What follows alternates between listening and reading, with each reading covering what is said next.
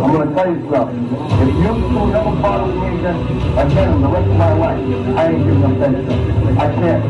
I can't. There's good friends of mine out there say, well, he's divorced, you have to do his stuff. That's why I said to you before, you don't understand what the one that the boss is your boss. And welcome back to Mob Talk Radio. We are going to talk about Greg Scarpa for a minute. And I don't really want to, but I kind of have to. A lot of the reason, I thought we had buried this guy a long time ago, but Mark Wahlberg just recently wrapped production on a movie about Greg Scarpa. Say what you want about that. That's probably going to bomb. But there's something else. And that's a lot of the reason why I think we're seeing a lot of Greg Scarpa stuff pop up. I've seen more videos in the last month than I've seen in the last 5 years. And a lot of that's because of the film. And so people are jumping on the bandwagon and, just sort of regurgitating everything that we've ever known about Greg Scarpa. But the one thing they never seem to do is talk about his lies. So we all know about the hit on Joe Colombo. I don't want to go back and rehash the whole entire past, but I'm actually stunned sitting here today with the most insane nonsense I've ever heard. At what point do people stop believing some of the biggest lies Greg Scarpa told? And then authors or prospective authors want to make up even more shit that doesn't exist. Number one, all those Mississippi burning rumors. He was never in Mississippi. Those were all lies, and they were lies that were told by Greg Scarpa to his girlfriend. And in fact, she perjured herself nonstop on the stand many years ago. So nothing she says is true either. There is zero factual evidence that Scarpa was sent by the FBI down to Mississippi, and it's all bullshit derived by Scarpa to make himself seem more important to the FBI and to his girlfriend. He wanted a justification for going for not being around and for being an informant, and that's the one he gave. There is no evidence, none, he was ever there. Now, I'm sitting here laughing because some author by the name of Allan Taglianetti is claiming, you guys are going to love this, he's claiming that Greg Scarpa was behind the hit on Joe Colombo and that he's the one who hired Jerome Johnson to kill Colombo on June 28th of 1971. According to the author, Greg Scarpa used the FBI to con Jerome Johnson into killing Colombo with the promise of $250,000. This is also the guy who did time with Greg Scarpa, which, proves he's just trying to sell a book. I was in lockup with Greg Scarpa for 10 years, 5 years, whatever the case. This is the story he told me. In other words, it's his way to make a dime by making up a bullshit story. We know from FBI files, because we've talked about it on this show and multiple sources, that factually speaking, Carlo Gambino was the one who ordered the death of Joe Colombo, and we know those reasons why. In fact, Jerome Johnson was a connected Gambino guy.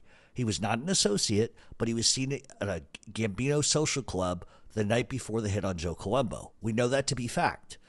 It also helps to know that Johnson had paid off his mother's home and was telling people that he was going to move out of the country. This is a guy who never had any money and was paid to hit Colombo, which directly refutes what this Taglianetti idiot is trying to sell. So many authors do this crap without digesting any FBI files, intel, and statements from other informants.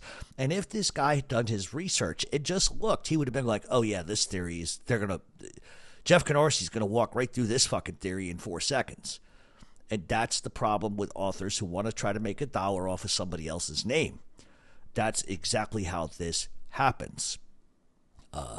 Now, what I am not saying, and with all due respect to Chris Colombo, okay, because he has said the FBI set him up, it wasn't the mob, he's wrong.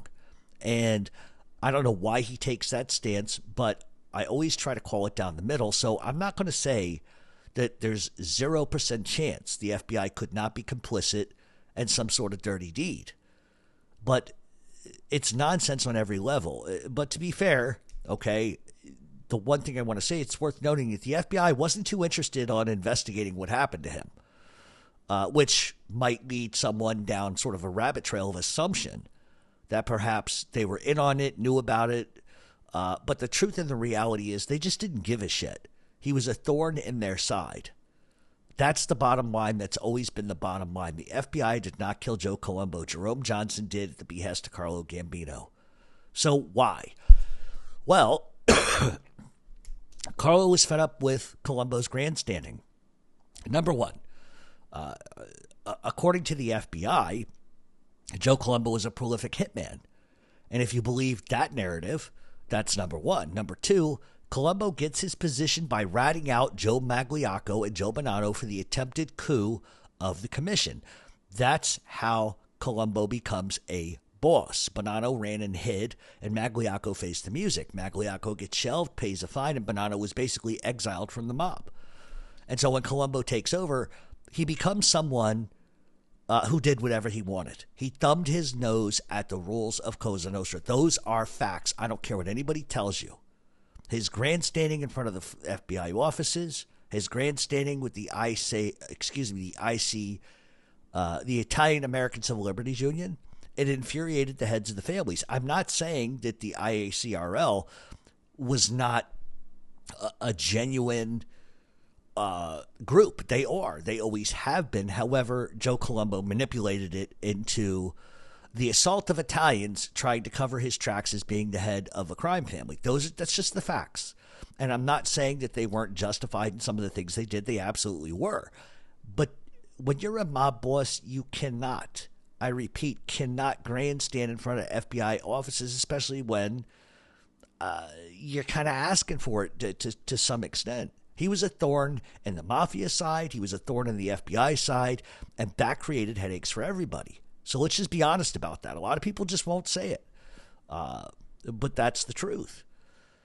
Gambino also backed Joey Gallo when he got out of prison. And he pressed Joey Gallo to keep needling Colombo, keep fucking with him, keep messing with him. And they wanted Gallo to push Colombo. They wanted him to drive Colombo absolutely apeshit. They wanted Colombo out. He had become a little bit too much like Little Lord Fauntleroy. And by the time the IACRL sort of really takes its form, Gambino and others had told and warned Colombo to stop. He didn't.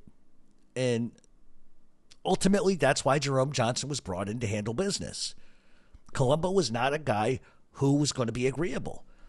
The minute he got his position, it became the Joe Colombo show, and it was too much for other bosses.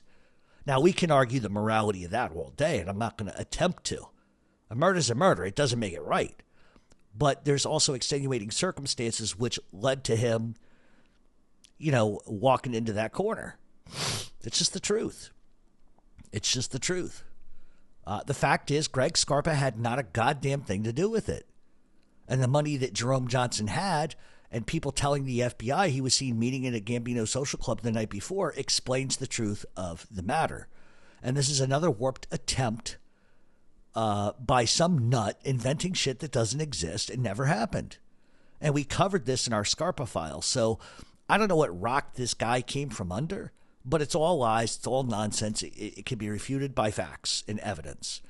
The facts in the paperwork is right there. We've shown it. We've talked about it. Go to our Scarpa files over on YouTube and watch them. We showed the paperwork. This guy is telling a fairy tale and says that Scarpa told him, right, because, since when is Greg Scarpa the beacon of fucking truth? Fuck out of here. And that's why I always say, don't believe me. Do your own research and you'll come across the same things I did. And Jerry Capisci was the first to report this story. But I'm the first to tell you that there's zero truth to Taglianetti's story. He's trying to sell a book, nothing more, nothing less. And with help from the FBI, this is a direct quote from Jerry Capisci's Gangland News. With help from the FBI, Scarpa conned Jerome Johnson, the black man who mortally wounded Colombo seconds before he was shot and killed, into shooting the mob boss by showing him $250,000 in 50s and 100s, and he would earn for the work, according to author Allan Taglianetti, a freelance writer and longtime script doctor who was behind bars with Scarpa in early 1994. So like I said, Jerry Capisci was the first to report it, ganglandnews.com. Head over there. It is a pay-for-play site. Over the years, Jerry and I have had a very interesting dichotomy. But, old news is old news, right? But he reported it, and I think even Jerry knows this is nonsense. This is a guy who's just trying to cash in on doing a little time with a guy.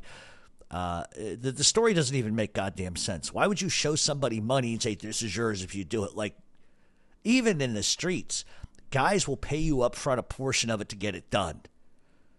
It just seems stupid to me the way this whole bullshit story is sort of told. But the reality is, we know who did it. We know why he did it. We know who set it up. We know that Carlo had been needling Joey Gallo to go to war, to basically, well, not to go to war, but to push Joe Colombo, because when Gallo got out of prison, Joe Colombo disrespected him, and that's where it started, and Carlo saw it, and so they kept applying pressure to Joey to do whatever you want. Don't worry about it. Don't worry about it. And ultimately, Joey ends up getting set up by the same guy that Colombo did, Gambino, and that's the truth. And with all due respect to anybody that may believe otherwise, the streets and the facts and the files speak volumes. Wanting the FBI to be the head of the 12-foot monster that did this, that's very easy to do. But what you cannot do when you say things like that is ignore all the evidence that's out there. The facts, the surveillance reports. That is what tells you the truth. And Greg Scarpa was a liar. He was never, all of this stuff about, oh, I worked for the CIA, oh, I worked for the D. He didn't do any of that. He didn't do any of that. He didn't need to do any of that. Sometimes I think common sense does not prevail with certain people. And like I said, unfortunately, Joe Colombo got killed. That's the nature of the business. And I think a lot of people, especially in those days, took the IACRL as sort of a front for Colombo. And I think he used it that way, but I don't think that that's what the group was by design. They did a lot of good things. They did a lot of great things. But if you're a fucking mob boss, you cannot be the head of anything like that. And that's just the truth. All right, we're going to take a break. When we come back, we're going to get to the Q&A portion of the show. Stay tuned on Mob Talk Radio.